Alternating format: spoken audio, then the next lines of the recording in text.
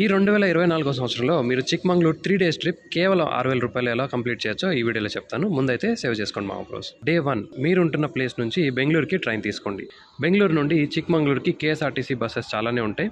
Majestic bus స్టాండ్కి మీరు చేరుకునే టైమింగ్ బట్టి చిక్మంగళూరు బస్ కనెక్ట్ చేసుకోండి. 5 నుంచి 6 గంటల సమయం పడుతుంది అండ్ టికెట్ కాస్ట్ 1000 రూపాయల లోపల ఉంటుంది. డే 2 చిక్మంగళూరులో దిగిన తర్వాత బస్ స్టాండ్కి సమీపంలో చాలా బడ్జెట్ ఫ్రెండ్లీ హోటల్స్ ఉంటాయి. చెక్ ఇన్ అయ్యి ఫ్రెష్ అయిపోండి.